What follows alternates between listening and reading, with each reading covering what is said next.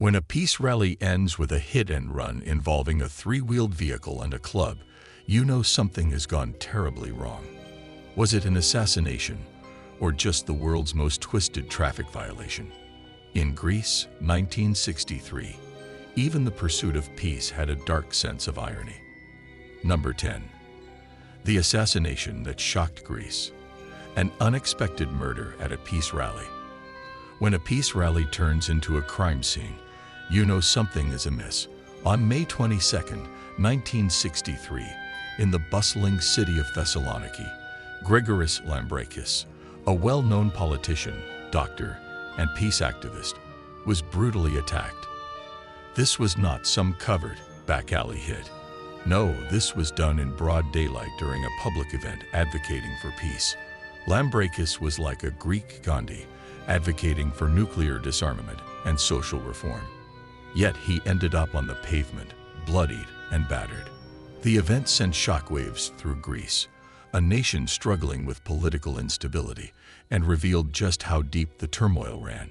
It was as if peace itself had been struck down, leaving the people of Greece to question if justice was even possible in a world where violence could silence one of their most vocal advocates. Number 9. The scene of the crime. An ambush in broad daylight. The assassination of Gregoris Lambrakis was as brazen as it was shocking. It happened in a street filled with spectators who were there to support the cause of peace. As Lambrakis left the rally, a three-wheeled vehicle approached him. You might imagine a car chase with screeching tires, but it was less Hollywood and more grim reality. A man named Emanuelidis, yes, his name was the same twice, jumped out of the vehicle and struck Lambrakis on the head with a club.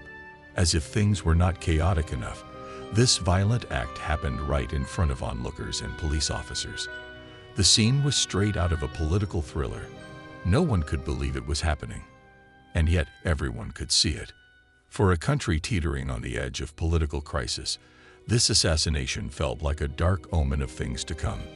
Number 8. The initial investigation. The mockery of justice. You might think that an assassination in front of dozens of witnesses would lead to a swift investigation. Think again. The initial response from law enforcement was anything but competent. The police, who were conveniently present during the attack, seemed to be in no hurry to catch the assailants. It was like watching a slow-motion car crash where everyone could see it happening, but no one did anything to stop it. The assailant, Emanuelidis, and the driver of the vehicle, Spiros Gatsamanis, were briefly detained but released almost as quickly. It was as if the whole ordeal had been choreographed in advance, and the police were merely playing their parts. Conspiracy theories started swirling, and the Greek public's confidence in their justice system took a nosedive. Who was really pulling the strings behind this attack, and why were the authorities so unwilling to dig deeper? Number 7. The public outcry. A nation in mourning and rage. If the attackers thought they could silence Lambrakis and go unnoticed, they were sorely mistaken. Lambrakis became a martyr overnight, and his death galvanized the Greek public in a way few events ever had. Massive protests erupted across Greece, with citizens demanding justice and transparency. This was not just about one man, it was about a country standing up against a corrupt system. The murder turned Lambrakis into a symbol of resistance, a man who stood for peace but became the victim of violence. Ironically, his death did more to unify the masses than his life ever could have. It was like the plot twist in a novel where the hero dies, and in death, becomes more powerful than he was in life. People were not just mourning the loss of a man. They were raging against a system that allowed such a heinous crime to occur in plain sight. Number 6. The cover-up and the power struggle. With the public outcry growing louder, the Greek government had to act.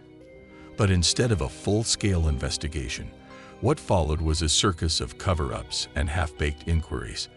Political factions within Greece were at war with one another, and Lambrakis' assassination became a pawn in their power struggle.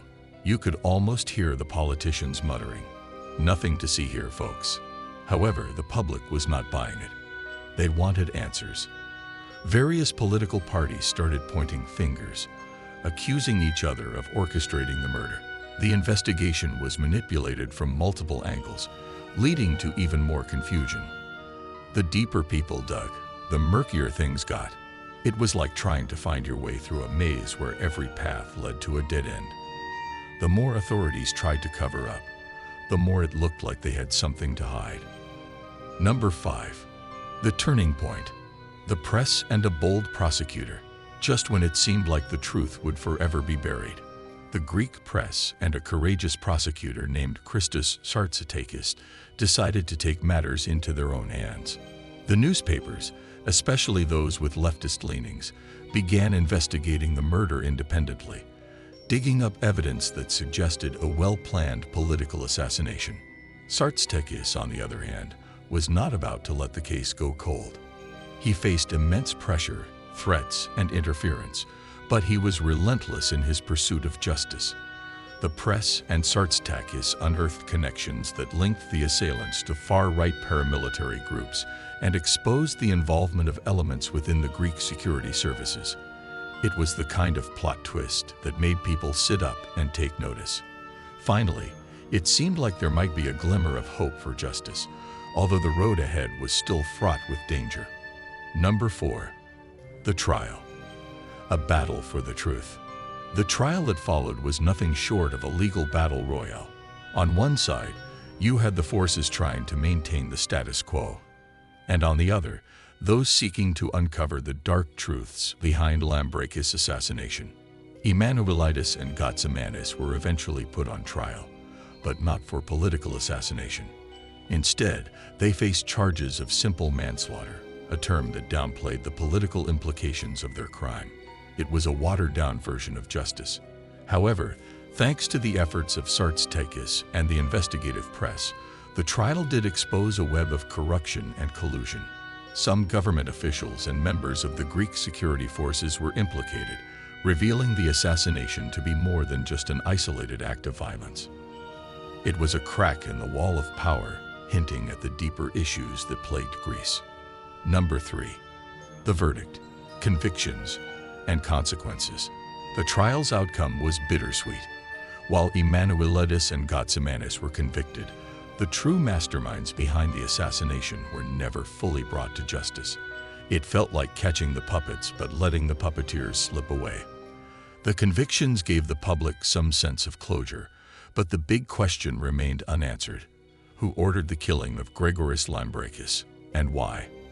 The trial revealed systemic corruption and highlighted the political tension in Greece, but it stopped short of naming the true orchestrators of the crime. In some ways, the verdict was a reflection of the political climate of the time. A nation on the brink of change, but not quite ready to face its demons. For many Greeks, it was a bittersweet victory that brought more questions than answers. Number 2. The legacy of Lambrakis. From martyr to movement.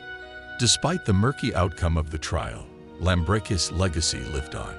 His assassination became the catalyst for a political movement in Greece, one that sought to challenge the existing power structures and push for democratic reform.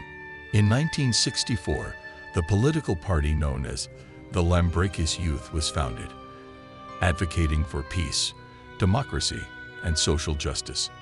Lambrakis, the man who died for peace, inadvertently became the symbol of resistance.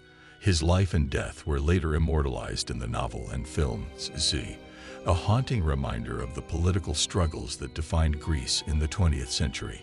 The movement sparked by his death continued to influence Greek politics, serving as a constant reminder of the sacrifices made for freedom and justice. Number 1. The unanswered questions, a mystery that lingers. To this day, the assassination of Gregoris Lambrakis remains shrouded in mystery. Who were the true masterminds? What was the ultimate goal behind his murder? While the trial shed some light on the involvement of extremist groups and corrupt elements within the state, the full picture was never revealed. It is a dark chapter in Greek history that still prompts debate and speculation. Was it a warning to those who dared to challenge the status quo, or was it part of a larger, more sinister conspiracy?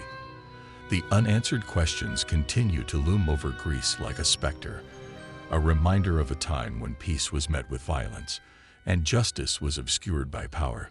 Lambrakis' assassination remains a haunting tale of political intrigue, one that echoes the complexities of a nation still grappling with its past. That's all for today's video. If you thought peace rallies were dramatic, just wait until you see what else history has in store. Hit that like and subscribe button, and let's dive into more stories that prove reality is stranger than fiction.